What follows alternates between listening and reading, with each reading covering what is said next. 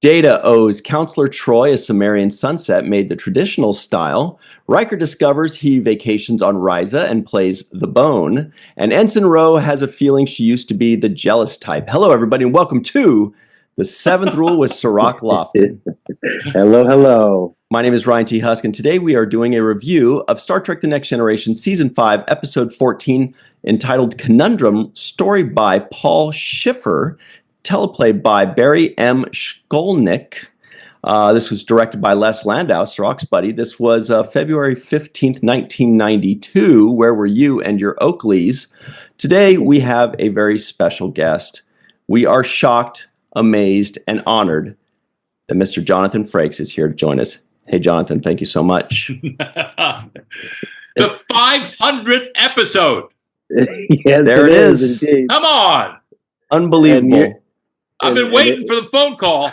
Oh, it's a pleasure to have you here.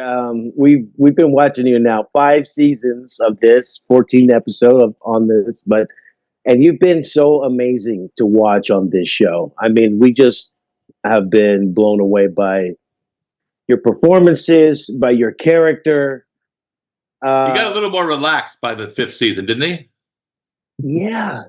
Roddenberry told me when Roddenberry first hired me, he said, "I don't want you to laugh." And you know me, Sirach. I mean, first of all, that's hard for me. And then he said, "I want you." This is what his quote was: "I want you to have a Machiavellian glint in your eye, like a Midwestern Gary Cooper." That was what he wanted out of Riker in that damn spandex spacesuit. So I walked around for the first season with a stick up my ass, trying to not smile and have a Machiavellian glint, and it was really awkward, as you've probably seen since you've sat through all those. But the show itself, and Riker in particular, after they let him grow a beard and all that shit, got more and more relaxed, and it's eventually Roddenberry loosened up and realized it, and Rick encouraged, and some of the showrunners, Pillar and others, decided to let him more of the levity that I was bursting at the seams to let out. I mean, and I love the way the character develops, but really, I mean, nobody has leading scorer in Star Trek than Riker's character. I mean, you're the ladies. Well, what about? Come on. What about the Godfather of us all, Captain Kirk? Well, I would put you Riker, right there. No, don't even kid. Riker was a pisher next to Kirk. If you speak Yiddish, I don't know. I don't even know what a pisher is, but that sounds great. It's Yiddish for like a loser, like a nobody. You're far from that, I'll tell you that much. Wait, neither of you speaks Yiddish? No, not yet. What kind of Jews are you? I know like a dozen Yiddish words max. I speak a different kind of Semitic language, Amharic. So that's as close as I get. I got you. But yeah, no, I think you have claims to be one of the great romantic characters in the show. I don't know how many times I see you scoring, and I'm like, this guy is amazing. Who does he write for himself? Because totally. Well, you know what happened in the beginning of the show. You probably remember the pilot at Encounter at Farpoint.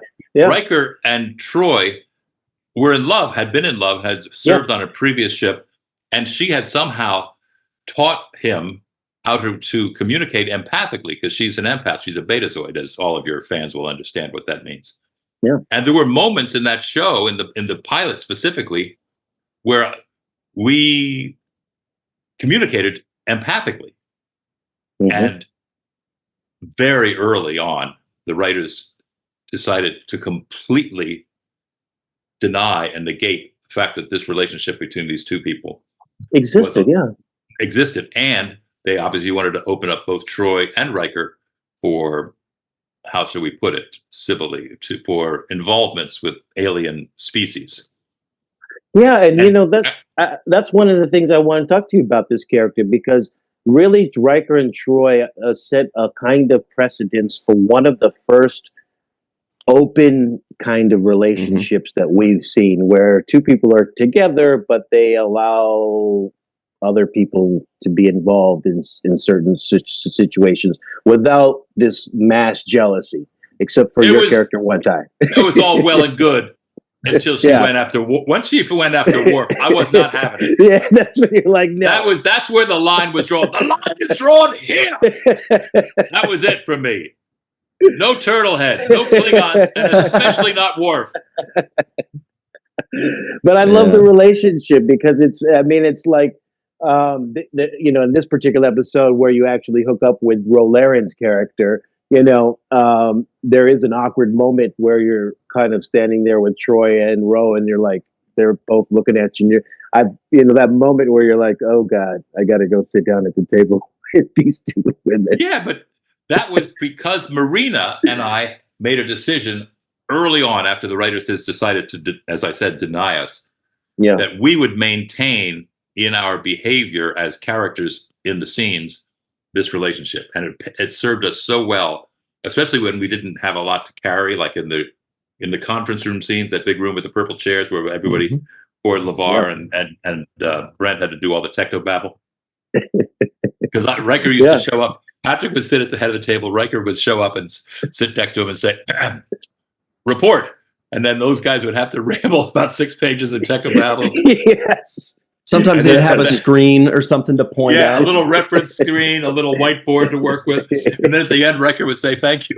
But if anything interpersonal happened, I would always exchange looks with Marina and give the editor a little something to play with. And I remember as a director, I could always cut to Marina because I knew she was layering her. She's a wonderful actor anyway, but she would layer her performance in a way that if there was anything that related to us, meaning Riker and Troi, she would find it, or she would remember it, or I would remember it, and then, or we'd whisper to each other, "Dude, that's a place for us to. We'll get him on take 2."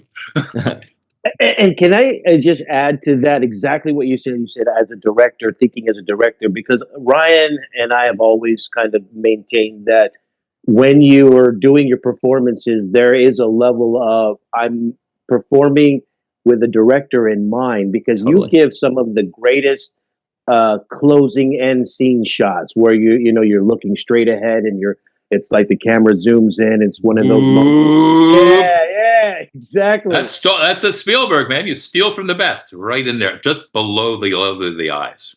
But it's also, you do it on the acting side of it, not just on the directing side, but you do it like, okay, I know this is the shot that's going to end the act, so I give you that stoic look that you're looking to close off on. Right. And you do it so beautifully, time and time again. And Ryan's always like, there he goes again, acting like a director. It seems like you're acting like a director for the director. Yeah, for the director. Yeah, exactly. Were you ever conscious about that?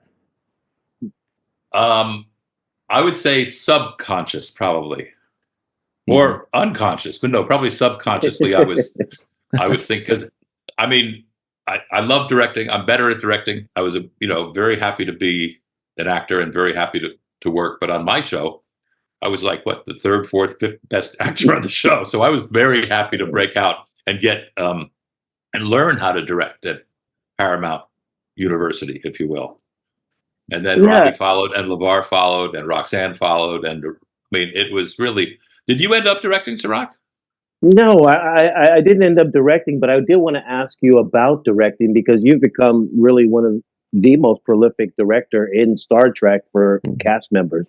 And I wanted to ask you about, inspirationally, where did that come from? And also, which director did you like to work with during your tenure? I stole a lot of stuff from Cliff Bowl. I stole a lot of stuff from... we used to call him the Baron, was his name, who went out with Kate for a long time. Rick Colby. Yes. The guy who directed our pilot was very important in the way Corey Allen, his name was. He was old school, went way back to the original series, and cared about character in a way that, but a lot of the directors we had were either from Spelling or from the early days of other Paramount shows, or from Quinn Martin. They were guys who knew how to get the show shot. And on our show, and to a lesser extent on your show, it was a very traditional situation where you shot a master and you shot coverage. Rick Berman, God bless him, he gave me my career, was not thrilled about moving the camera and cutting out of moving shots. It was a very traditional, your two shot was in your two shot, and then when you get down closer to the end of the scene, you cut into singles, and it was, it looked like 80s TV. Fortunately, the writing was good and the acting was good, but it was very, at the risk, I wouldn't say old-fashioned, but I would say very traditional. Conservative, yeah. Conservative. And then when I got to move over to the new stuff, to the next generation of shows, after Nemesis took a shit and didn't make the first Star Trek movie not to make any money, that was Star Trek 10. Paramount said, boom, shut down all things Star Trek. And then JJ rebooted. That's good for you, isn't it?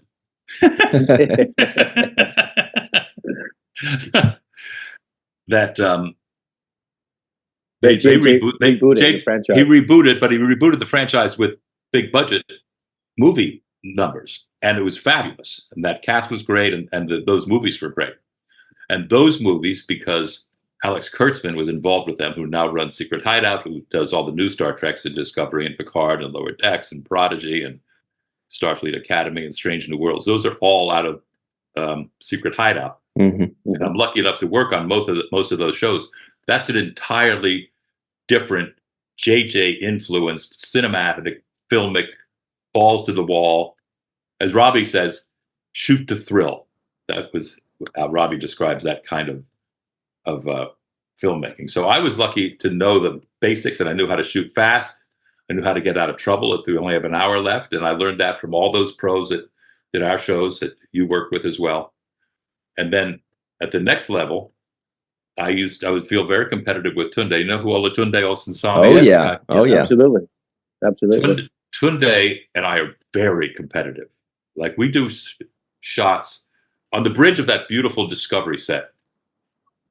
You start on one actor and he has a line, and you find another actor with a line, then you find another, and you come back over here and get a third act. And in a perfect world, we're in Canada, so they call it following the puck. And you go from actor to actor to actor. And I remember once I had done about 4 lines, and I ended up with Sonequa, the captain, who I adore. You know Sonequa as well? She's a lovely person. What an amazing actor, too. Insane. And then the competitive spirit that Tunde and I had, and she's, they're good friends as well. I got to her and I said, what would Tunde do? And she looked at me and she smiled. She said, he'd keep going. So I started for more actors to put in this fucking shot that never ended. It was great. He's trying to get the whole scene in one. Yeah, right? I'll tell you what he'd do, and I know that you're competing with him. He'd keep going. and so the stylistically, you were able to do things differently. You were able to have more movement on the camera. You were able to pan, whip. There was lens flares. There was lens. They loved the lens flares. They loved the use of the crane. And then with the drones were introduced. And now we have the volume. The AR wall has changed filmmaking in a completely different world. Yeah, and how does that change? I mean, because I obviously know that you have you can pretty much put any backdrop that you want. But when you're filming, how are you drawing out those scenes, incorporating that? Are you like, okay, this is how it's going to be? Well, it's because, there's a couple of things about it. They tell us that the artists who create, it's like 30,000 LED lights in a view. Have you been on one? Have you been on the AR wall? I have seen it. I've seen it. It's spectacular. But they need the information, if you will. They need the story and the location and what's in it 12 weeks before we shoot it, so they can build upload. Upload it. Wow. But it provides what we never had, which was, we looked at a fucking green screen with an X on it, and you're told that ship's coming at, that I'm holding a stick with a green tennis ball. Follow this stick, and here comes the ship, and you're good. Right? Yes. That was directing. Now the ship is coming at you, and so everybody reacts to what's really there. What's really there?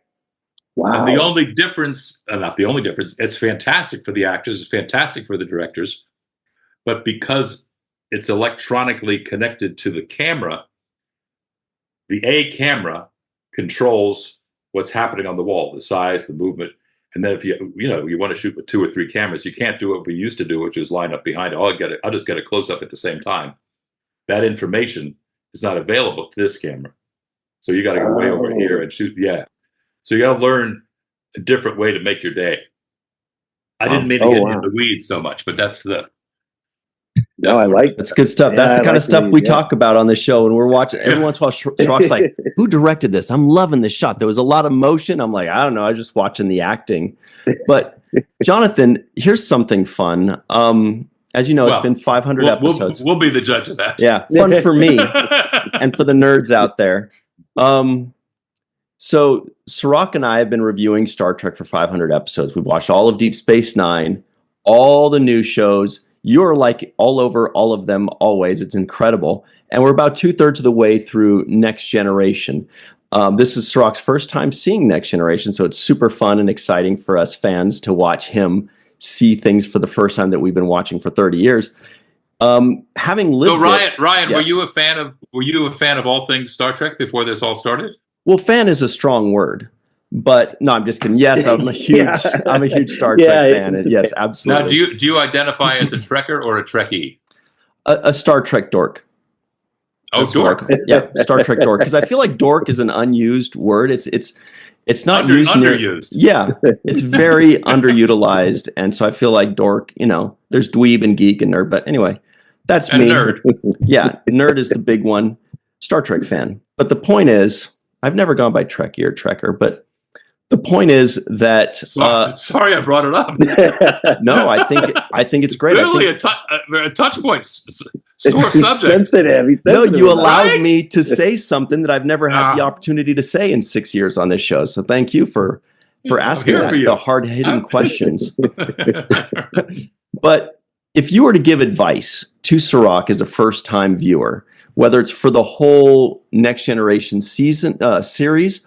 Or for just the final third, something to warn him about or to watch for, like knowing that he's going through this as a first-time viewer, first-time Trekkie. First of all, I wouldn't have made you suffer through the first couple of seasons. The joy. One of the joys of the first season was Denise Crosby. So I'm going to have to say I love her and her character. And the episode she died in. Yeah. With was it called? Skin of Evil, yeah. She co-hosted with us for every episode on all of her episodes. Really? Yeah. On that first season, yeah. I love her. Mm-hmm. I was just with her in a con. She was on the cruise with us too. She gets better and better. Did you know that three of our cast members lost their houses in the fire? I do, and it was such a tragedy. The odds of that. Doesn't that seem like an overabundant number of people from one show? All TNG, yeah. And also Bruce Greenwood, who was in the JJ Star Trek. Really? I was at a con having dinner with Brent and Denise and Bruce and me, and Brent said, well, you're clearly the odd one out. The only one here who hasn't lost their home in the fire. He was trying to be light, but it was a very heavy truth. Yeah, it's such our hearts go out to everybody who lost their stuff. And I just thought about what a tragic hit to one particular, show. Like I thought to myself, how much memorabilia and stuff that they had collected, because we all have collected just stuff over the years, plaques and things of that nature. And we're all older than we're all in our 70s, so that's a lot of shit, It's a lot of stuff, and I just thought, wow, we lost a lot of some really great memorabilia and memories, that can't be replaced. But, thankfully the greatest stuff that you left us is the memories of this show.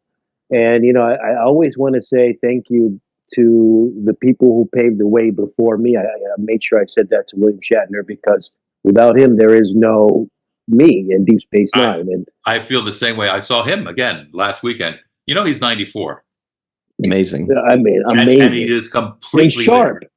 He's sharp as a tack. He's going to outlive all of us. He's so inspiring. He is. And his level of curiosity and interest, I mean, he's one of those people who sometimes can look at you and really make you feel like, I'm listening to you, I care about what, I mean, it's like Michelle Yeoh has the same quality. Whether he's bullshitting you or acting or not, but there are times when he engages. Haven't you seen that? Where he makes you feel like he actually does care what you think and he asks you a question? Yes. I mean, yes, it's amazing how special you feel. Exactly. And, he could easily be bullshitting us. He could be. He's a good actor. He's Danny Crane. I tell the story. I was on the cruise, and he comes to the table. I'm sitting with Marina, and he says, "Can I sit here? Can I join you?" I'm like, yeah, you're the Godfather. Can you join me? Of course you can join me. What do you mean you have to ask? You're the captain, So yes, captain, of course. Captain. But yeah, I always want to say thank you and thank you to you as well, because what you guys did was bring back, first of all, a cherished franchise, and then you maintained a level of integrity and standard that is to this day the gold standard of Star Trek, television. So that's a big credit to all of you. I wanted to ask you about the progression of the energy. You mentioned the loosening up, like around, it got looser. Do you credit some of that to the changing in writing staff, Michael Piller, Rick Berman? Was it the fact that you guys have been working longer together and just built chemistry, now having gotten to know each other as people? I think B. Wasn't that true on your show? As you guys got more familiar, the machine worked better, the train ran a little better? Yeah, then you kind of like know your character at some point. There's no there's no thinking about it at some point. It becomes like autopilot. And also Patrick will also tell the truth about this too. He was much more serious than the rest of us. I mean, we were all serious and we all took our job very seriously and we all showed up prepared.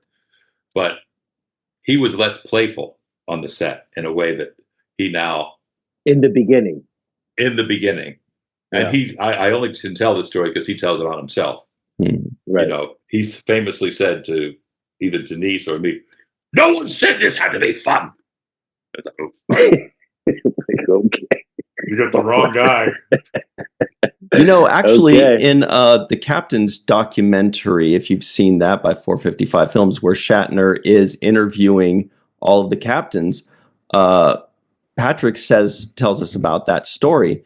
And Shatner, in the way you guys just so eloquently mentioned, he's listening so intently. And he said, and then, of course, by the second or third season, he turned around and he started having fun. And Bill says, they changed you. And there was kind of like an aha moment where he was trying to change you guys and tell you guys to stop. But eventually you guys changed him and then he became fun and happy on set. And how did Patrick handle that? He said yes. It's beautiful. It was a beautiful moment. I remember it 18 years later, or I don't know how long it's been, but since I saw that documentary, that was my biggest takeaway. Do you remember the, I don't know what it was called. It was not a documentary, but there was a filmed episode of something that Whoopi was the host of. And Patrick and I were on one side of the panel, and Bill and Leonard were on the other side of the panel. Have you ever seen this? Mm-mm. No, and it was a wonderful. We shot it in New York on 3 cameras up in this cool studio. I don't know why we were all in New York at the same time, because Whoopi doesn't travel. That's part of it. And so she was interviewing us and talking to us all these different things. And at one point, the question was to Bill, pretty direct question about how he felt about our show, about Next Generation. And he started to bullshit. And Leonard looked at him. He looked at him and he let him dig and dig and dig. And then Leonard said, "Come on, Bill. You know you've never seen their show." It was fantastic. Come on, Bill. And Patrick had a mustache. Yeah. Oh, there it is. Wow. Beautiful. Oh, wow. Amazing. God, you are quick, Ryan. You bought me some time with that story. I was able to type it in. Thank you. Oh, that's a great story. That's a great story. Well, Jonathan, we only have you for a few more minutes here. And we got to go Pan-Can. You are here for an even bigger and more important reason. And we're so excited to talk to you about this because this really is a big and important reason. And the more you guys talk about it and the more I see of it, the more I think you guys really, truly are the real deal. Not just with Pan-Can, but with everything you do. You guys are the real deal. You mean what you say. Your hearts are in the right place. And it's really inspiring what you do, truthfully, honestly. And so we do it for a good reason. There it is. We do it because Kitty Swink is still with us. Yeah. Kitty Swink is Armin's wife, who's Kitty Swink is also a wonderful actor who I just saw in 12th Night that Armin directed, by the way. She was... Wow. She's a wonderful actor and a dear friend and like a godmother to my daughter and a dear friend to Jeannie, all of us. She's an exceptional human being. And she is a 21-year pancreatic cancer survivor, which is unheard of. When she was diagnosed, there was a 3%, 4% survival rate. When my brother died at 41, there was a 4% survival rate. So now Armin and Kitty, John Billingsley, whose mother died, and Manny, J.C. Cotto, who's Manny's brother. Manny used to run Enterprise. We have an organization. We have a team called Team Trek, and we're very competitive with the other teams. Purple Stride is coming up, the Pancreatic Cancer Awareness Walk, which takes place in 60 cities. Look at you, coming up with the goods. It's on the 26th. There we go. Everything I wanted to say is here. Nice. It's because Deanna Troi taught you how to speak telepathically. Oh, thank God. Thank God for her. So April my pitch 26th. is, go in there, punch in, and throw a little something towards Team Trek. And also, if you can't, come out. If you're in LA, we stride at the Santa Monica Pier, and also at 60 cities all over the country. We need to find a way to detect this cancer early, either with a blood test or a marker, because even now the survival rate is 13%, which really clearly still sucks. And it's the second worst cancer in terms of number of people who die. It gets to them too late. People find out too late. In my brother's case, they give you the Whipple, which is this operation where they open up and they drop your stomach down and they look. And they said, no, he's too far gone. They sewed him up and he said he has 6 months to live. And that's a story that has happened to thousands and thousands of families. So pancan.org is not only great because we're doing this stride, but for people who are suffering with a friend or family member who has it or has been diagnosed with it or is afraid they may have it, pancan.org is a source for second opinions, which, as Armin will tell you, is how Kitty's life was saved, and for support, moral, ethical, an ear, experience, all these things. It's a fabulous organization, and I was privileged to be asked by Kitty to join 4 or 5 years ago, and it's the one charity besides this one that I really, really believe in, and I cannot do enough, which is why I'm here with you. And today. You guys have raised hundreds of thousands of dollars for this. Hundreds of thousands. $1.2 million last year.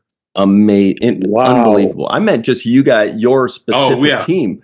Wow, we won. We did 175,000 last year. Our team, and we won. That's what I'm saying. Talk about competitive. It goes back to Sunday. And your goal your goal this year on the website is 150,000. You're 59% of the way there. But maybe the goal should be 175 for us fans. Let's see if we could beat. We should challenge ourselves to beat last year, right? Oh, Ryan, you're a really good Husker. Is that even a word? Yes, a Husker is a guy. That's a guy in the fairground that tries to sell you stuff, isn't it? I thought a Husker is a guy that you got a Fisher and a Husker today. That's what I'm doing forward. No, but seriously, that's great work. We want to raise as much money as we can. We want to beat the record that we've already set with last year. But what you're doing is so amazing, Jonathan. I think you're such an amazing human being. The energy you bring has always been positive. You've always been a beloved person. When you're on the set, when you're off the set, You just radiate love, just wisdom, kindness. I can only think of good things to say about you, and I love you as a human being, Jonathan. I think you're. You know what that makes you? A mensch. Yeah, we know that one. There's a word you know. All right. And I would be remiss if I didn't mention my son's nonprofit, which is called the Salmon Fly Project, which is trying to save the rivers of our great country. No bugs, Salmon Fly Project. There it is. Save the hatch. Wow. I got you. It is salmonflyproject.org, everybody. And so we're going to include these in the description box below. So you could just click on the link. You don't even have to type, except for your credit card information. Ryan, you are a husker. That's not. I just Googled it. That's not a word. Really? I mean, I could check. What's the guy called in the middle of the at a fairground who's trying to sell you tickets? Oh, obnoxious! Like at the Renaissance Fair. Those guys. I'm sorry. I think he might be a husker. Oh no, that's gonna stick. I think it sounds like a word to me. It sounds like a word. You guys are awesome. Well, you are awesome, Jonathan, so and we much. really, really appreciate you taking the time in your extremely busy schedule. You make us really look good on our 500th episode. Actually, Jonathan asked us on episode 17. He said, "Can I come on your show?" We're like, "Well, make it 500. We'll make a splash." But really, we really appreciate it. Everybody, we'll leave the links in the description box below. Jonathan, you're the best. We really appreciate you. Thank you. You guys make it really easy. Well, you know what? You remind me of the guys on Smartless. Do you listen to Smartless? Mm-mm. No, but I do Smartless things every day. Yeah, it fits though. So do they. But Jonathan, you truly are number one, and I think that's going to stick forever. Yeah. All right, everybody, stick around. We got a lot more to talk about. Check out those links and support this very worthy cause. The few very worthy causes. We'll be right back on the 7th Rule. Well, hi there, everybody. Welcome back to the 7th Rule with Ciroc Lofton. Hello. Man, I'm still buzzing from Frakes, man. That was just too much fun. I almost forgot what I was going to say. I just want to say this is the Jonathan Frakes show. Whatever. Okay. Here are the trivioids of the week. The crew of the Enterprise is investigating a series of subspace signals in the Epsilon solar system. The characteristic response to the Kriskov gambit is to counter with the Elmitra exchange. I wanted to have that at the beginning, but I was like, I can't screw that up in front of Frakes. I'll be so embarrassed, so I skipped it. Data owes Counselor Troi Sumerian sunset made in the traditional style. Dr. Crusher recommends the Emerald waiting pool on Cirrus 4. Data wonders if there is one android like him assigned to each Starfleet vessel. Deanna Troi is restless. Deanna Troi feels a sense of panic, like a hand's closing around her throat. Riker says research instead of research. Riker discovers he vacations on Risa and plays the bone. Ensign Ro has a feeling she used to be the jealous type. That was a good line. Okay. Ciroc, let me set this up for you here. Yeah. I really like this episode a lot, personally. I love it. It's one of my favorite. It's also what makes it so memorable to me. It's one of the very first episodes I saw when I was a kid, when it was in syndication and I was just, come home after school and watch it or whatever. And what made this episode so special is if this is your 3rd or 4th episode you've ever seen of Star Trek, you don't necessarily know that Macduff guy is an imposter because suddenly he was there and I was suspicious. I was kind of like you were with Eddington, where I was like, I don't remember that guy being in the other episodes, but I wasn't sure. I was like, I think he's new, but they're acting, anyway. So it was like it kind of messed with my mind. It was really cool. And I loved the episode. However, you've seen this for the very first time today. What do you think of it? I thought it was a great episode. This is this is classic science fiction for me. Like this is like Twilight Zone level. And another thing that you don't need to know, like you could be watching this episode as a novice to Star Trek, not knowing who any of the characters are because they don't know who they are. Yeah. So it's actually like you could just watch this as like an introduction, an introduction episode. Yeah. Basically, yeah. To some degree, it's an introduction episode. I thought it's great. I like the fact that, to me, that's what I look for in science fiction. I look for like, what is that thing that's the mystery or the problem to solve, right?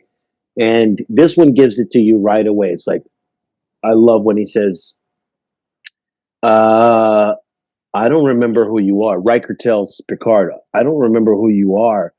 And Picard's like, I don't remember who I am. Like he's like, and it was a great dun dun dun moment for me, right? It was just like, oh, this is gonna be good. And so yeah, this was interesting for me. This was entertaining, interesting. It kept me locked in the whole way. And just in that moment, I just want to also point out that LeVar, again, I always sing his praises, but great acting, one line, without the use of his eyes during that scene when he said, "What the hell?" I was like, that's my guy right there. I even find myself trying to duplicate his facial delivery. And I'm like, I'm not as good. I'll never be able to do it. He's too good. But he's so impressive. But yeah, there's so many, like, what surprises me is story by Paul Schiffer, teleplay by Barry Skolnick. And my first thought is, how does somebody I've never heard of totally get these characters? It was like it was written by Rick Berman or even like a Melinda Snodgrass or somebody that really gets the characters. Because it was, the data moments were amazing. The Picard, toiling with his, with his wisdom and his conscience. And the Riker stuff was hysterical. It was so uncomfortable and so good. And the looks that Jonathan Frakes gives playing Riker. Priceless looks. The whole episode was beautiful. The whole episode. The moment when he sees Troi sitting there with Ro after, they were at 10 forward and he kind of walks in, he's like, oh God. He does that moment where it's like, oh God, this is going to be one of those conversations. And he actually has a verbal sigh. You can hear it. He goes, and they actually must have dubbed that or looped it or really recorded it very well. But you could hear the sigh. And I was like, yeah, I know that sigh, bro. It's that you're walking into an awkward situation moment. But there were moments here. One of the best storylines in this, for example, was obviously the Troi-Riker relationship and their chemistry that they have. You can see that they have a very unique kind of chemistry between each other. Loved Ro Laren's role in this, even though it was kind of contrary to her normal behavior, but she was great. She owned her presence. Like, she turned into the intendant to me. Right. She turned into the intendant in this. So this was her version of the intendant. That's an amazing correlation right there. Yeah, that's interesting because obviously we know that she was the inspiration for Major Kira. But when I saw her acting like this, I would have thought, oh, that's out of character for Ro Laren. First of all, that's okay when people lose their memory, but also you might not expect it or think that it would work. But I was like, wow, Michelle Forbes is such a great actor that she could do something totally out of character, totally own it, and be 100% convincing. The way she delivered her lines was not like, it didn't feel like it was out of character. It felt like this is who I am, and it was very believable, and I was really impressed by it. Yeah, and what's interesting about forgetting your memories about who you are is you actually forget some of the things that might have you deter a relationship, right? You might have filed in your head, oh, I can't be with this person because we argued about this, that, and the third in the past.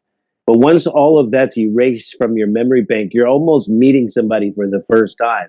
And if you have an attraction or if there's something there, it might, it might present itself. Um, I've met people and I've felt attracted to them, but nothing transgressed, and we've moved on and become just friends. But if I lost my memory and I ran into them again, I probably would have that same initial, what I mean, feeling of attraction that I felt when I first met them. So um, I can understand that. I thought it was great. But what I wanted to say was what was amazing about this episode was Worf. Yes. Worf went off on like he was like, I'm the captain. Like in his mind, he's like, I'm in charge. And it fits. And that's what I'm saying. Like the writer gets the characters. He totally got the character. That is what Worf would do. He would say, I'm different than them. I'm special. I'm decorated. I feel like a captain. I feel like I could kill all of these guys. And in my mind, that makes me the leader. The alpha. I'm the leader. Works. I'm the alpha. I'm the alpha in this room. Totally works. Because like he was giving out orders. As a matter of fact, when Dr. Crusher walked in from the infirmary to the bridge, she walked up to report to Worf. He was sitting in the captain's chair. He took it. Yeah. He was like, yeah, I'm taking it. It was Game of Thrones. And he was like, I'm king for a day. Mm-hmm. Yeah. And the way he would say things, he'd be like, very well, proceed. And I'm like, this guy has balls of solid brass. I love it. Like sometimes you might think maybe they're not even talking to him. And he's like, that sounds fine. Go ahead. And they're like, I wasn't asking. But he's like, it doesn't matter. I'm telling you, that's fine. You may continue. It was just such a great character study. Yeah. And, when he started to say, we need to have full tactical control, right? And he was starting to go through the systems and said, he was telling Picard, I don't care what you need right now. I need my weapons online. And he was asserting himself in a way that we've never seen him assert himself. And then the look of disappointment when they went through the log to see what the personnel file was, and Worf finds out that he was one step above the ensign pilot. He was like last. He turned his head like, oh damn. Yeah, but also you notice that when the Sataran, Kieran McDuff, was talking to him in private, and he was saying, we're the warriors. Two things. Number one, that Kieran McDuff guy was using words that he knew resonate with Klingons, even if Worf didn't realize it himself. He said, we're the warriors. And Worf's probably thinking like, yes, I feel like a warrior. He says, it will ensure our victory. And Worf's thinking like, yes, victory is important to me. He was using Klingon psychology without the Klingon being able to know that. And then even still, Worf walks out of there and you could tell that doesn't sit right, because the other words like duty and honor and loyalty also stick in a Klingon. And so that was, I just thought that was amazing. It was just beautifully written and performed. And this guest actor also did a great job because in the same vein of manipulating Worf with the language that would be friendly to him, I thought he also did that to the captain at some points. Like when the captain was suspicious, he was like, yeah, I'm suspicious too. And he kept playing, he played along just enough with everybody to second get, except for moments when he was like, we should fire. Then he got extremely little, like he lost his cool. Yeah. That's when he lost his cool. But I like this episode. I mean, it kept me engaged. I thought it was interesting. And then what was great about it, it was like they opened the episode telling you what they were on a mission to observe some sound disturbance or something like that in the beginning, right? So we know what their mission was. And then later on, when it says our mission is to destroy the Lycean Alliance, the Central Command, that's when you're like sitting at home, like, that's not your mission. Like, we know that that's not their mission. But I thought this was a really well written episode. good job. Les Landau also did some things directing wise, Totally. where it felt like a dream sequence where it was like moving the camera. When they first got their memory back, and I wrote the camera's all woozy, right? Yeah, I was like, that's like a great woozy job, man. Great stuff. Yeah, so it worked for me. I mean, I enjoyed a lot of this episode. I can't really say anything bad about it. The Sumerian sunset drink. I mean, there was just so much stuff in this. Uh, it was, and Data questioning his own existence and like his questions about his own, like him saying, I wonder if there's a planet full of people. You know what I mean? Like, do I have a planet full of people like me? Just wondering, like, it's like a dream, Data dreaming about what could be. You know what I mean? And I thought that was cool. Yeah, it's a perfect scene because Geordi, scientist, says, hey, I wonder, what's going on here? He says, have you thought about the fact that you're different than everyone else? And Data says, I've actually spent a lot of my time thinking about that, which is very telling because he's not going to bother anybody by it. But since you asked, and he had all of these interesting theories. And then he says, it is also possible that I'm unique, that I'm the only person like me. And he says these things that are incredibly sad. But it doesn't affect him. It affects the person he's saying it to, which is always also a beautiful thing. He says that and he just goes, anyway, there's a red, whatever like that. And then meanwhile, Geordi's like crushed. She's like, man, that's heavy. Yeah. Geez. It's all great stuff. All great stuff. And I like Data kind of trying to come up with, a logical backstory for himself, it served well to his overall storyline about Data search for humanity. And this exact moment gave us a revelation on how that search restarted again in this episode when his memory got wiped. So again, it comes right back to that still Data search for who he is.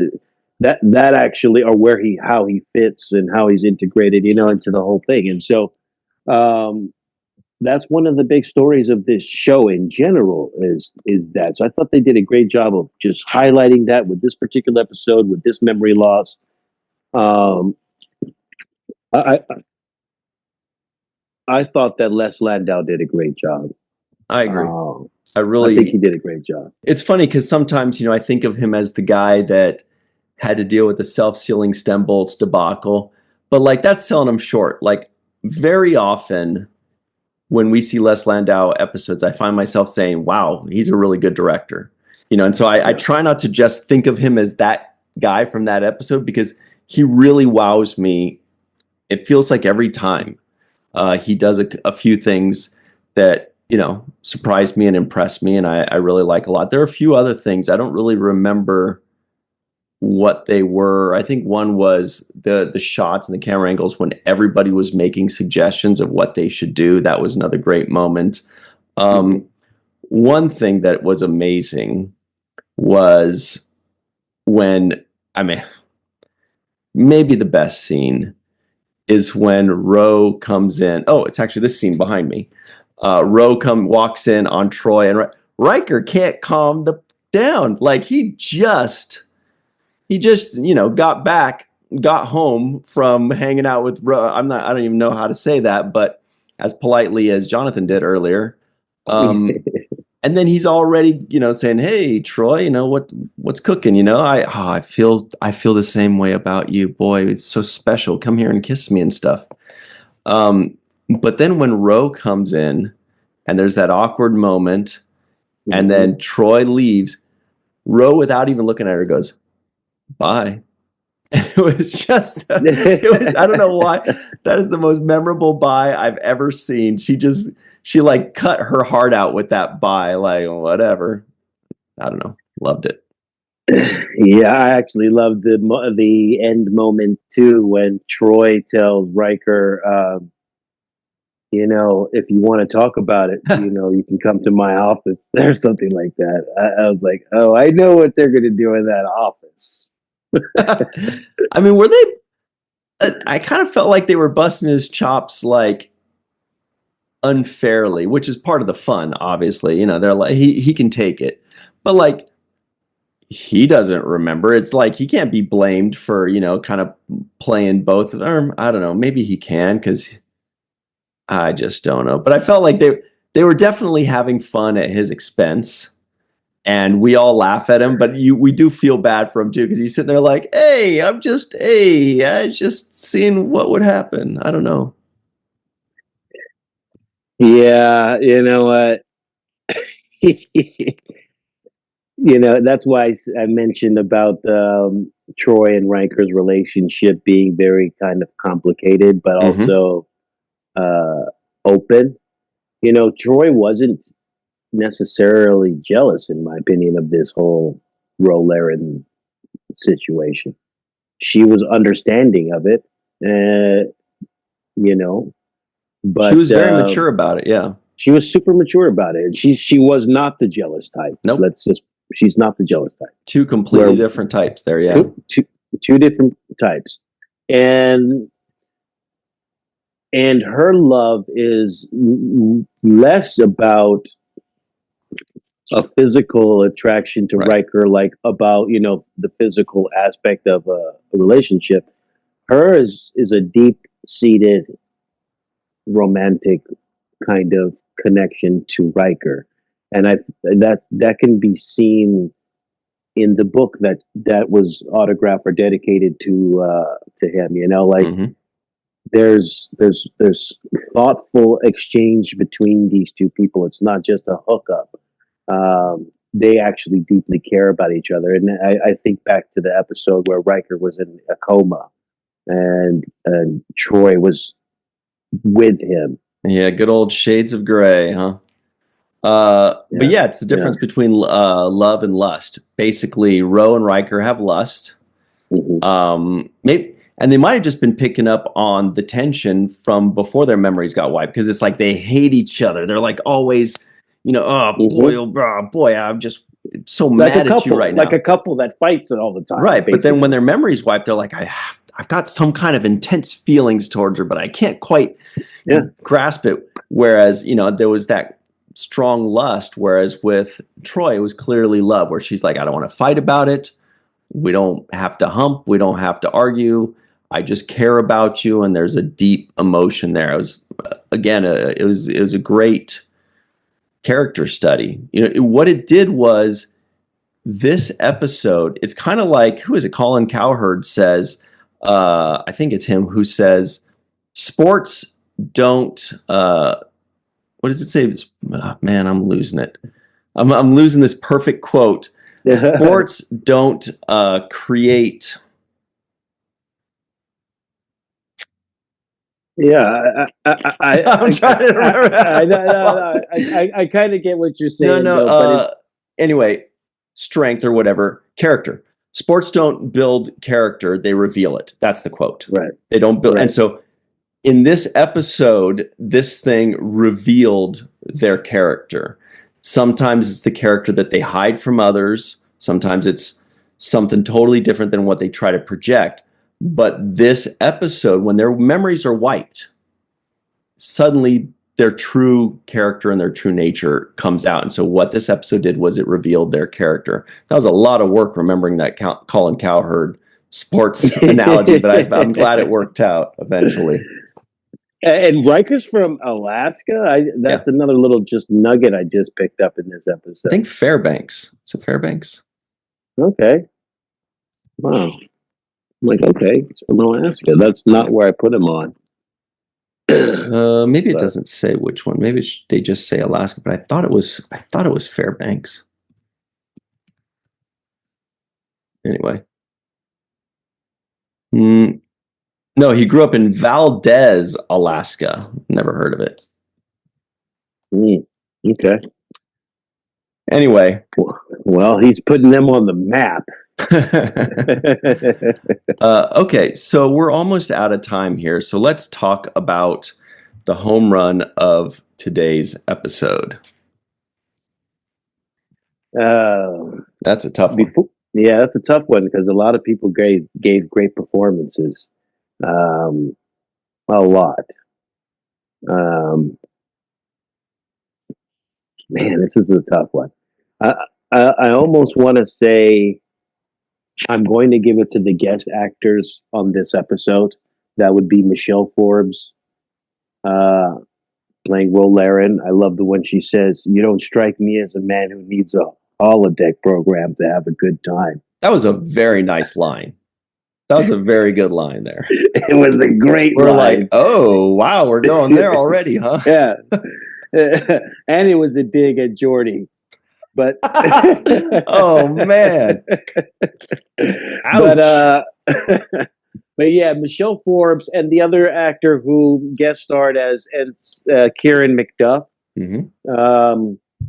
He was great as a guest actor. You know, there were moments there he was manipulative. He played the evil look a lot.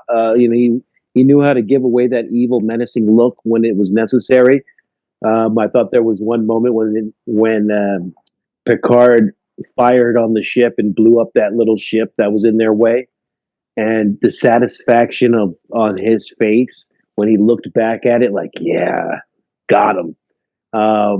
Yeah. You could see his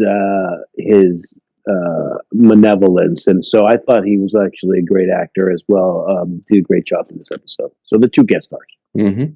It's a tough one. You know, there was actually also a third one. The girl that was injured in sickbay, who I thought she was also great. Yeah, I agree with you there. So much so that I thought they were introducing a new character because they gave her so many lines and she was great. She wasn't like just a regular person they threw 3 lines to. And I looked and I was like, nope, just the one episode. Just one up. Kristen was the character's name. Okay, so for me, this is really tough because all I've been doing is talking about how great everybody was. I feel like it's got to go to the writer who knew these characters so well and understood Star Trek and understood, psychology and character studies. Barry M. Skolnick, Mm-hmm. which is interesting to me because it says teleplay by Barry M. Skolnick as Barry Skolnick. So in other words, he was first Barry Skolnick in the credits, and then later on he changed it to Barry M. Skolnick because there were too many Barry Skolnicks out there and he needed to differentiate himself. Yeah. Oh no. He's like, there's 43 Barry Skolnicks. I got to be Barry M. Anyway, yes. Amazing. I'd love to see what else he's done. And also, like, I'm going to cheat here. Riker's facial expressions, Jonathan Frakes' facial expressions were amazing, unbelievable. But we've kind of gotten used to that. We know what to expect with him. Even more surprising to me and amazing was Michelle Forbes playing Ensign Ro, because now she played a totally their chemistry is amazing. Shocking. Out of nowhere. Their chemistry, yeah. The chemistry between Riker and Ensign Ro is top shelf. It just works so well. So yeah, I have to say Riker gets he really delivered A plus quality, facial expressions, looks, feelingness of uncomfortability. He was great. Totally. He just kept giving her those facial expressions that were very fun. I just looked up Barry M. Skolnick. Only one episode of Star Trek ever written. Where'd this guy come from? How did he nail this? I don't know, but he sure did. He nailed it. And also the shout out to the story by credit, Paul Schiffer. Let's talk about our thank yous, because there are some people that we would love to thank right now on our 500th episode. Felt like a party. When Jonathan Frakes comes for your 500th episode, you're lucky. You're pretty. He brings that energy. I told you, he's just a lovable person, man. When he walks into a room, it lights up. Magic. And it's just magic. Mm-hmm. Love that, dude. We also love these people. Their names are Dr. Anne-Marie Siegel, Eve England out in Wales, Yvette Blackman Tom, TJ Jackson Bay out in Missouri. Frakes would love him. Titus Moeller, we love him. Dr. Mohammed Noor, Anneil O. Palat, Joe Balsarati, Mike Gu, Dr. Stephanie Baker, Carrie Schwent, Faith Howell, Edward Foltz, a.k.a. Crewman Guy, the Matt Boardman, Chris McGee, Justin Weir, Jake Barrett, Henry Unger, Allison Leach Hyde, Julie Manasvi, Jed Thompson, Dr. Susan V. Gruner, Glenn Iverson, Dave Gregory. Frakes would not like Dave Gregory. That guy, he's trouble. Chris Sternett, Greg K. Wickstrom, out in Hawaii, Cassandra Gerard, Chuck A., Chris Garris, and of course, Jason M. Oken. Who knows why that writer added the M in his middle name, I bet you. Guy knows too much. All right, that's it for us, everybody. Stick around for the free-for-all. Up next, we will be right back on The Seventh Rule. Well, hi there, everybody. Welcome back to The Seventh Rule with Sirach Lofton. It is time for, finally, the free-for-all with Melissa Longo. There. Yay. Hey, guess what? I'm sitting in Worf's lap. He is not amused. Woo, woo, woo. Look at that shit. And the coolest name in the business, Cassandra Gerard, is here sitting in her chair's lap. They're both in Burgundy in a way. So is Allison Leach Hyde out in New Mexico. And TJ Jackson Bay looks like a burgundy fez on his head, right? Burgundy-ish. Carrie Schwent, burgundy Seventh Rule shirt. Chuck A., a.k.a. TNG Fanatic, in his burgundy prune juice and chill shirt. Hello. Anneil O. Palat is like... Anneil O. Palat is like, was I supposed to be wearing burgundy today? Sorry.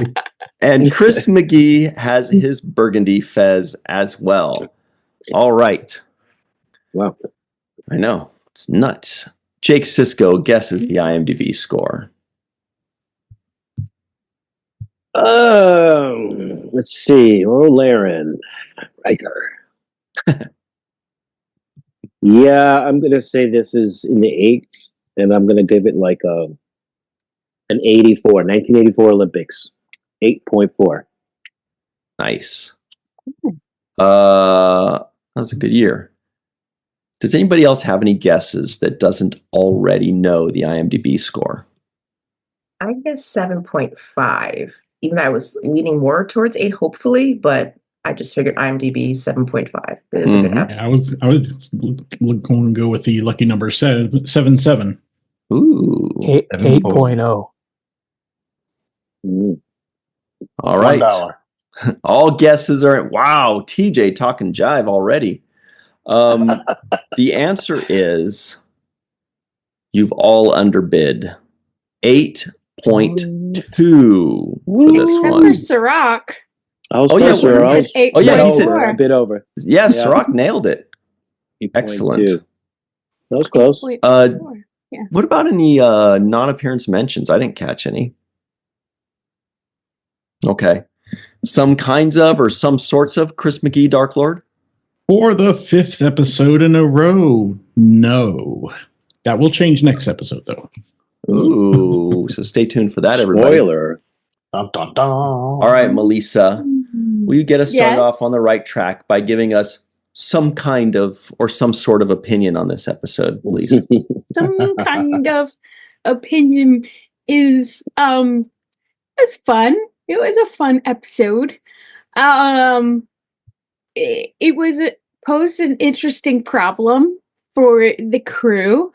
I enjoyed the fact that Worf assumed the captain's chair. He's so much fun. And it was so fun that Data was a bartender. But I also really liked the curiosity and the exploration of this episode, trying to figure out who everyone is and how they fit onto the spaceship. I enjoyed Geordi's curiosity towards Data, wondering whether or not he was, there were more of him or what his origins were. I loved that. I also loved that Troi and Riker were exploring their feelings for each other.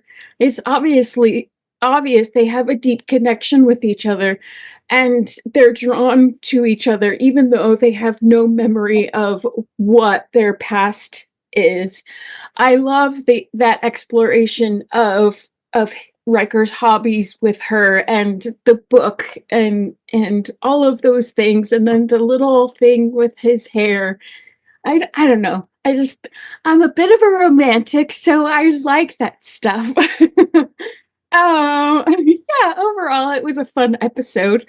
I did guess that the odd person out, the guy who we rarely ever see, or we'd never seen on the bridge, it was the odd person out, so I guessed that right away. But overall, it was a fun episode. Oh, I do have one thing that made me want to barf. But you will have to wait for Things Left Unsaid. And to watch Things Left Unsaid, you have to be a patron of the Seventh Rule. So sign up, okay? Mm-hmm.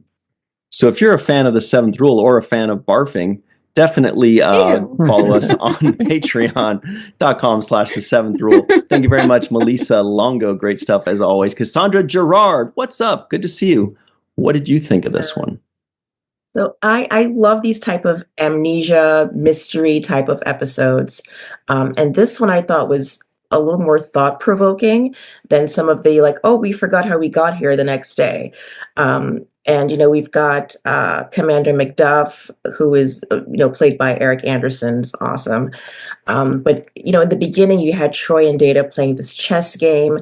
And, basically when she beat him, it was just wow, for him, he's probably thinking, oh, I was an error in my programming. But Troi, being the wonderful person that she is, she always thinks of him as a human.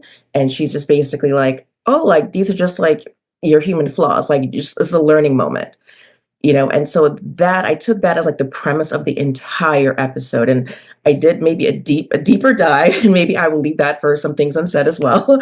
But throughout this whole thing, we have to think everyone's remembering their basic survival skills and their career skills, but without some of their learned behavior or their biases or their fears. And who would we all be without that? You've got Riker being who he is, Mr. Risa. So he's just, hey, I'm living my best life, and then you have someone like Worf, who, someone had approached him and tried to have a mutiny, but at the end of the day, he loves war and battle, but he is very honorable at the same time. And so don't try that with Worf, and then even with Picard, at one point, he's something doesn't feel right, so I love that their morals were still intact, except for when Ro Laren broke into Riker's apartment. But I'm hey, it's Ro Laren, that's what she does. So I feel like people still had a lot of their inherent traits about them, but without knowing why they were there or even their positions on the ship. And so I enjoyed this episode for a lot of great reasons, and I will leave some of that for later. Great stuff. Thank you very much, Cassandra. Yeah, nobody knew their positions, not even Riker and Ro. All right, Allison. Nice one. Allison Leach Hyde is here. What's up, Allison? What do you think of this one? I love this episode. It is so much fun. And I really enjoy the relationship between Ro and Riker, and both when they know who they are and when they don't know who they are. So, because Ro is so this is who I am. I'm going to do it my way, even if it's not within protocols. And Riker's dude, I'm second, I'm the number one here. I'm the one who has to make sure you do it the way you're supposed to do it. Come talk to me, because I might let you do it your way if you talk to me first. Then you won't be in trouble, and you get to do it your way. So I love that, and I love that the writers use that, not quite combativeness between them to show attraction. And so Ro's well, if I feel this way towards him, I bet it's attraction, not we've been bickering for 3 months or 4 months or however long she's been on the ship. So I thought that was a really fun little twist on that. And Worf got my favorite line when he said, "I am decorated as well. I about died." I love that line every time because he's like, look at this. Like, I have the most decorated. How can I not be? And look at this. Like, compared to all of you, I have all of the decorations. I should be in charge. So I do. I love that. I always forget that McDuff is in this episode because I only remember like the character bits in it when I watch it. So I'm like, oh yes, of course, he's here. But I always forget that he's here until I watch it. One character did know what position they had because she was in the process of healing somebody. So she did know she was the doctor. Yep.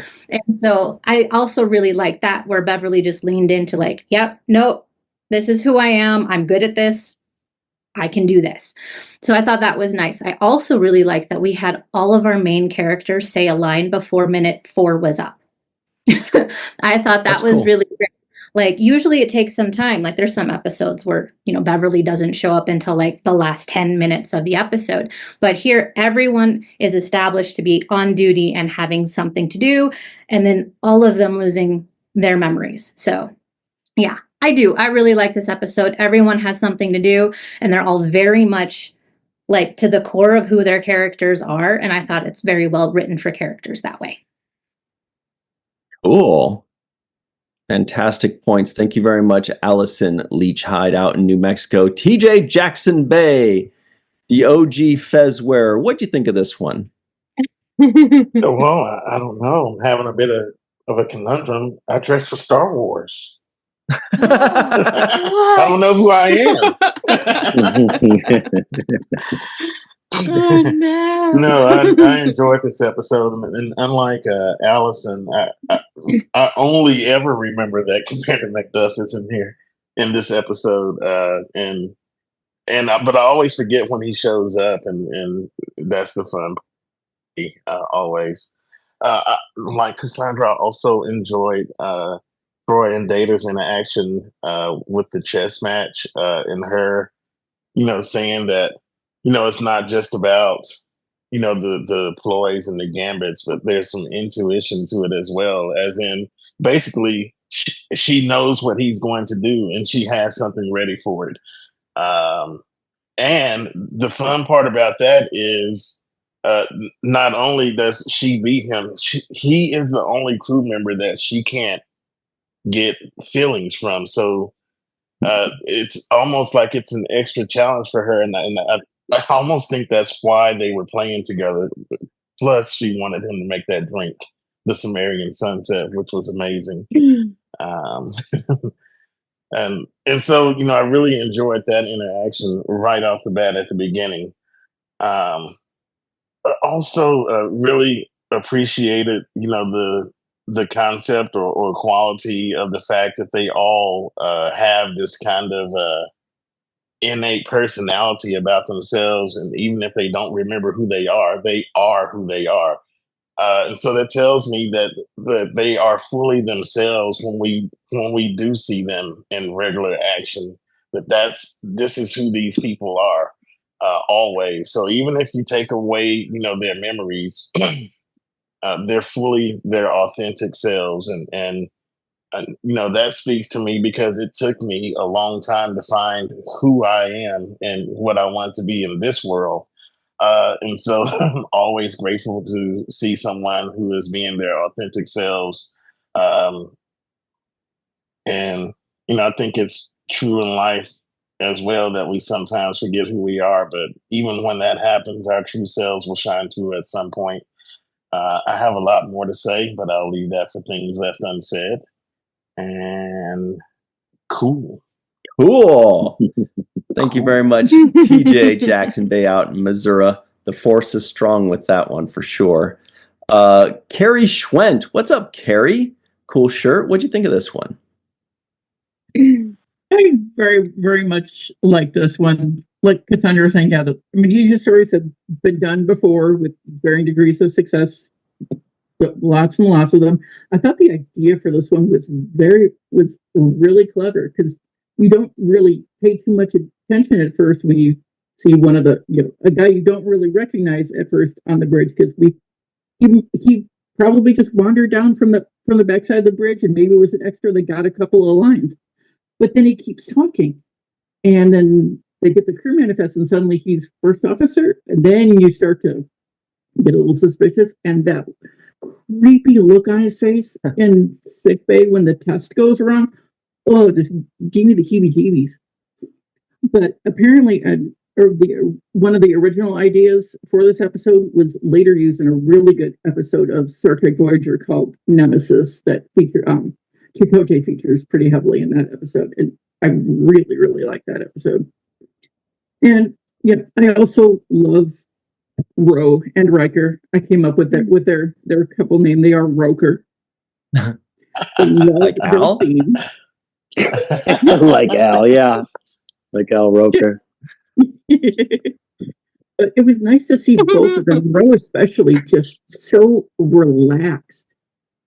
Especially between the two of them, without all of their baggage, especially with all of Ro's baggage that makes her so antagonistic towards everybody. I personally, we all know Riker and Troi are the soulmates, but I kind of liked Riker and Ro as a couple. I'd like to think that maybe at one point, had this not happened, they might have had a quick, spicy little short-lived relationship, and they decided, you know what, we're fighting too much. Never mind, this just isn't working. Let's just go back to being coworkers. At least that's my headcanon anyway. But I thought especially the scene at the end with Riker and Ro and Troi at the end in 10 Forward was just laugh out loud hysterical. The face acting on all three of them was priceless, absolutely priceless. And I found it online. Data's theory about the android, like if there's like a race of androids, do they have like a home planet? Made me think of the end of season 1 of Picard. Eventually there is a form of that. But apparently that particular story they eventually used later on as Isaac's backstory on the Orville. And it's been a long time since I've rewatched the Orville, so now I think I might have to do a rewatch of that at some point to see if I can spot that. Yeah, and like Melissa, I loved Worf. Worf was so stinking adorable. I wanted to give him a hug when he just deflates when he realizes no, he's not actually the captain. And Picard was so sweet with him. He's like, it's okay. We didn't know who anybody was. It's understandable. And speaking of Picard, he still hasn't given Superman that crystal back. That belongs in the Fortress of Solitude, Jean-Luc Picard. Give it back immediately. Don't make me tell you again. And I did have one question that popped up. That phaser test, did that eventually hit something or someone? It kept going. Who knows how long that went?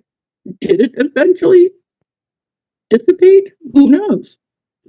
And anybody who the Lycian Central Command, if that looked familiar, there's a reason. That is the Edo god from Justice, which you only see like sort of in Justice, but you see it a lot clearer in this episode. And I thought it looked familiar when I looked it up. I'm like, that's why it looks so familiar. It's a cool looking shape. I'm glad they used it again.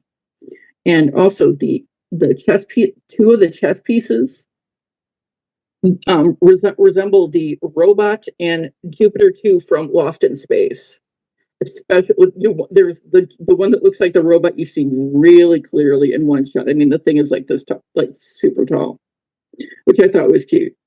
I really enjoy the robot from Lost in Space.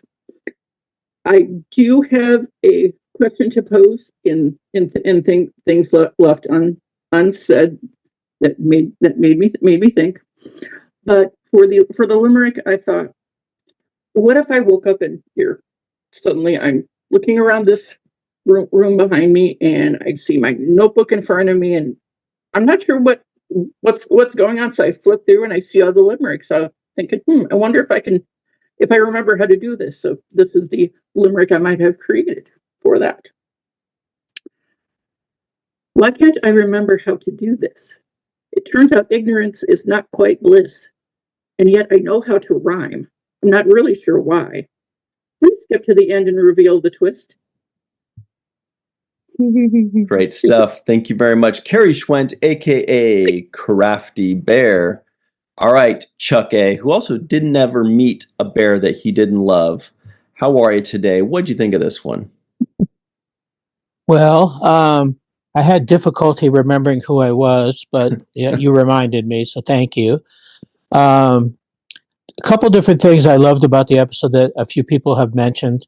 The Captain Worf taking charge was probably the nicest, funniest thing in the episode, especially his reaction after he finds out that just because he's decorated doesn't mean he's in charge. The other thing I did love the last scene that with Ro and Troi and Riker. That was really, really good.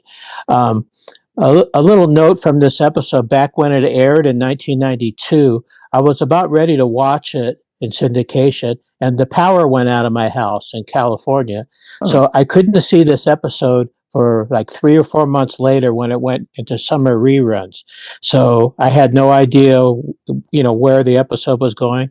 It was a lot to wait for, but it was a really good episode. But the power came on, of course, shortly after the episode ended. The other thing too is the scene with Picard and Macduff there when Macduff is telling him that he needs to destroy that ship because if he doesn't do it, then that race is going to attack and destroy the Federation, basically. And of course, Picard says they don't have any firepower, so he didn't understand how that was going to happen. But it was a nice scene with him. The actor, was it Eric Anderson?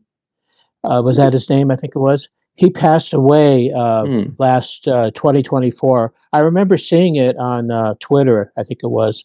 And I said to myself, well, he was really good in this episode. And I looked up his acting credits. He had a lot acting credits, and not just the one Star Trek episode. So I really loved the episode. I thought it was a distinct improvement over the last couple, 2 or 3 that we've reviewed. I thought it was quite entertaining and funny. So looking forward to next week's episode, which I also like. Yes, looking forward to that. Thank you very much, Chuck A., a.k.a. TNG Fanatic. All right, Anneil O. Platt, the only guy other than myself and Sirach that isn't in Burgundy. What do you think of this one? This is one of my favorite episodes because I think it works so well. Like there are some, I don't know, plot holes, but some things that don't make sense, but I don't really care because the character writing is really great. So we get to see our characters and learn more about them. There's a good amount of comedy and there's a great moral dilemma at the end. So it doesn't matter that Troi is beating Data in a chess match, which didn't happen. But or the fact that, these guys are so powerful, they can wipe everybody's memory and Data's memory and plant somebody on this ship and do all these things, but they can't, one photon torpedo would destroy their whole enemy, but it doesn't matter because, the writing of the characters is so good. And that's why we watch Star Trek, I think. So, I really like it. And I like to see Picard's command style. It was very authoritative, but he's also using the way he phrases things. It's not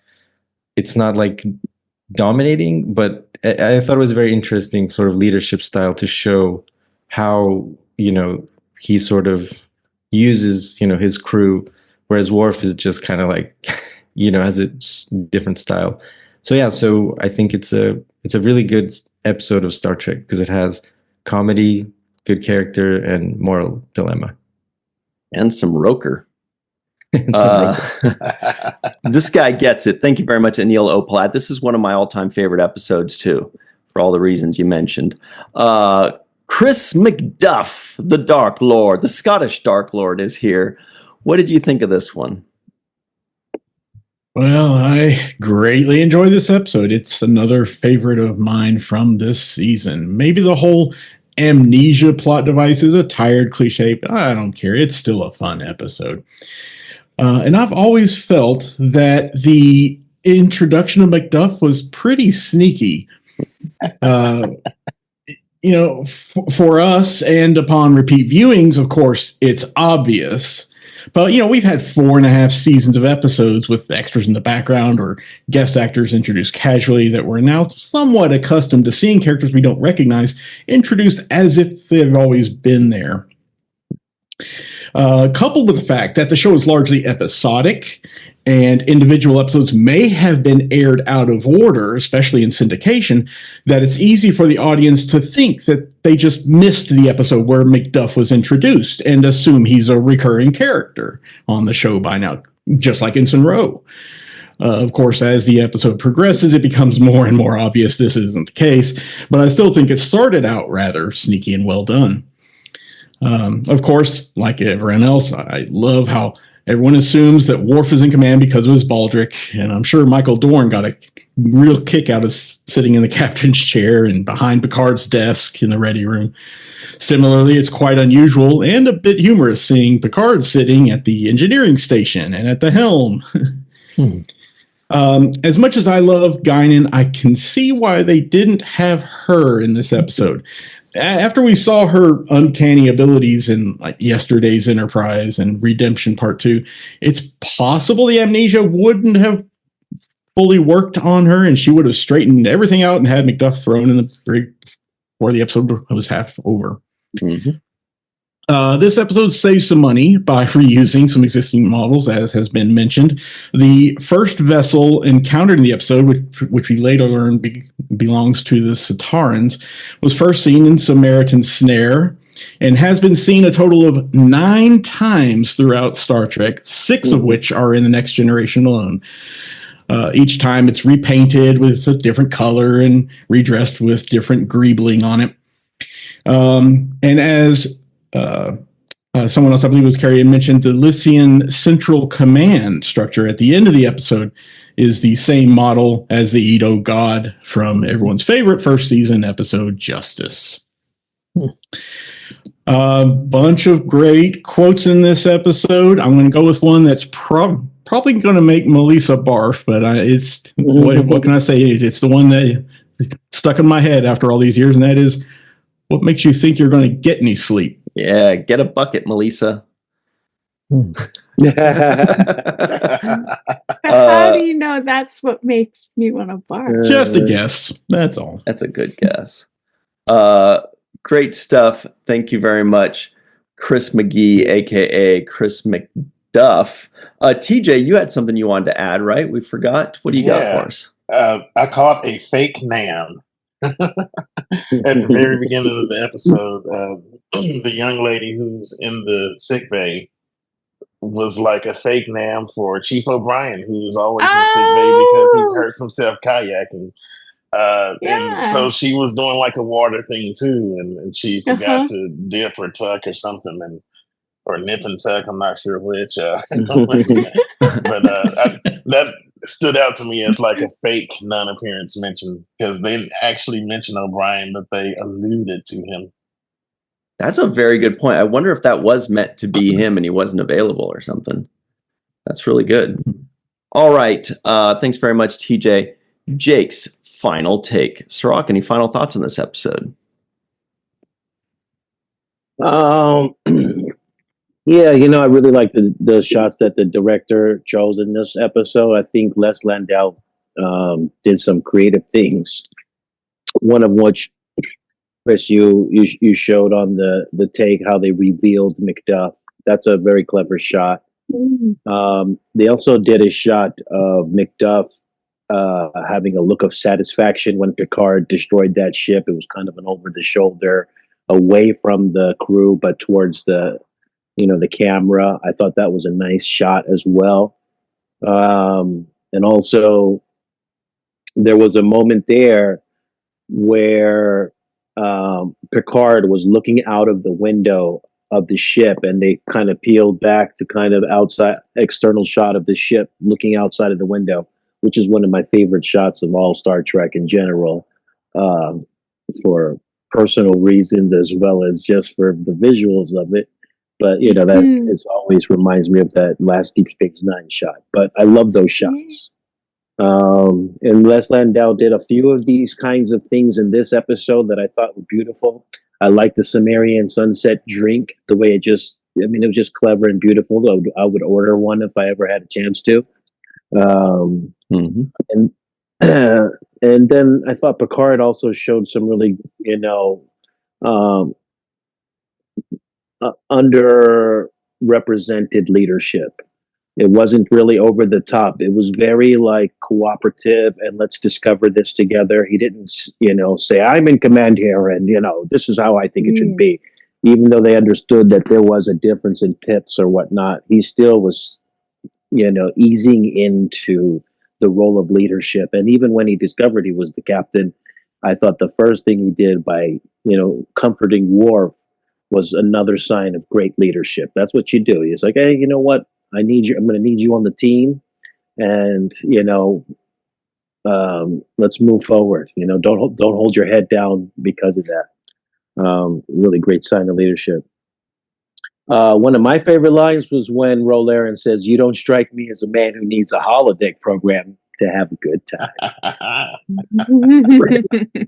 And that was accurate. She's on the nose with that one. She's Beta Z. Yeah, Betazoid. Which leads me to my other thing. I felt like they could have gone a little bit more into Troi reading people's minds and saying, realizing that she has that ability, and really leaning into that more. Like, hey, wait a second, I have this power that I'm able to do this. She was kind of foggy about it. It wasn't like, oh man, this is weird. Like, Captain, I can. It feels like I could read people's minds, And if you didn't know that already about yourself, I think that would be a big thing to discover. I would have liked a little Spaceballs line in this, where you're like, "Why didn't anyone tell me my ass was so big?" That would be that would have been a good line to insert somewhere in this episode where everybody forgets their memory. I swear I knew you were going to say that line. When you said Spaceballs, that was the line that popped in my head. Exactly. And then, lastly, I'll just say that this McDuff guy, he's not unlike regular people without this kind of superior power that are able to manipulate and use you. And those are just people. They have this ability to get in close to you, to appeal to whatever it is they think you want to hear. Or, he was making valid arguments to Picard, trying to reason to his sensibility, trying to lean him in a direction. And it's usually, just like in this episode, for their own personal benefit, gain. And so we know we've all come encounter to people that manipulate and use. And so I thought that this particular character, this actor, did a fantastic job in this episode as a guest actor of, manifesting those traits in this character's performance. Because I hated him, and yet I knew what he was doing at the same time, and he played like, innocent moment when you need to be innocent. He played the whole, I agree with you, we should definitely check out things and inspect. And then he played the whole, you need to do this, and madness aspect of that character. And so I think as far as the range of emotions of a person that has those traits, he really nailed all of those notes. That's what you see out of those people. They're really friendly and really nice and really helpful, and they're your best friend at times. Mm-hmm. And then at other times, they stab you in the back. And, we've all seen that play out too. So I thought Les Landau, fantastic job. The writing, fantastic. This is science fiction at its finest to me. The execution could be here and there better, but as far as science fiction, I love it. And yeah, this was definitely one of the the better episodes of this season, especially because we were coming off of a few lowlights, and I'm glad to kind of get back to the gold standard of what Star Trek's all about for me. Awesome. Season 5 is killing it for us. We're back on a winning streak, starting our new winning streak. Thank you very much, Chris McGee, Anneil O, Palat, Chuck A, Carrie Schwent, TJ Jackson Bay, Allison Leach Hyde, Cassandra Gerard, Melissa Longo, for myself, Sirach, Melissa, and Mr. Aaron Eisenberg. Thank you all very much for hanging out with us. We hope to see you again. And until then, always remember the 7th rule.